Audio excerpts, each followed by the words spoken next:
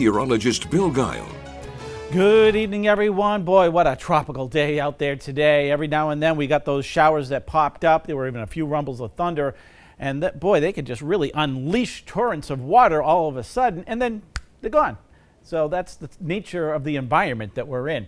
Now, we topped off at 83 degrees today, which is pretty close to where we should be, but it was an extremely humid day. And of course, the morning started off very warm at 71 as well. Outside right now, we're seeing some clouds around. The temperature 76, the dew point, yep, tropical. Whenever you're above 70 degrees, and of course, we're well above with 74-degree dew point readings. But the sky is relatively quiet in terms of precipitation at this hour.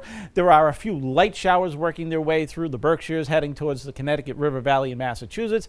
That's pretty much about it. But there is more moisture down the coastline, and it's kind of this tropical pipeline that we're having to deal with high pressure sitting out around Bermuda and the circulation around it just bringing up all those high dew point readings, and of course all the moisture along the eastern seaboard.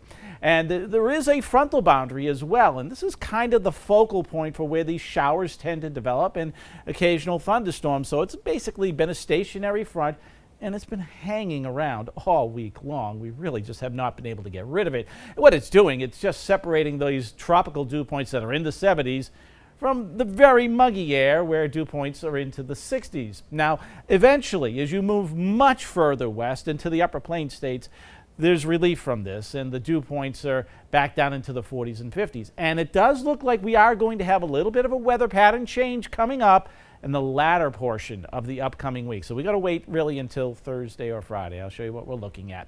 But here are those dew points. Again, you can see 70s all throughout southern New England, right down through New Jersey, and the 60-degree dew points where it's slightly less humid off to our west. So, yeah, we're going to be stuck in this very tropical air mass most of the week, with the exception of of Sunday as well. We're going to see a little bit of a break. It's still going to be quite humid, but those dew points do fall back into the 60s, only to turn around again as we head into the first few days of the upcoming week, going right back into the 70s. And we're going to be adding hotter temperatures all the while. So while tomorrow we stay in the 80s, we're going to be heading into the 90s on Sunday. Even though it turns slightly less humid, it gets hotter. And then we put the humidity right back in, those high dew points. So what does it mean? Well, it's meaning that we're going to feel as hot as anywhere between 95 and 100 plus degrees. So there could be some heat advisories going into effect early next week.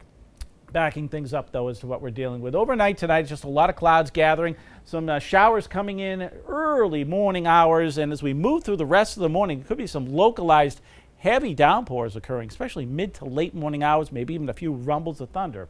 So like I said, that's one of the reasons for the flood watch to be in effect, because if you're caught in one of these cells, yeah, you can put down a lot of water, maybe an inch, even as much as 2 inches of rain within a very short period of time, and that'll cause some localized street flooding.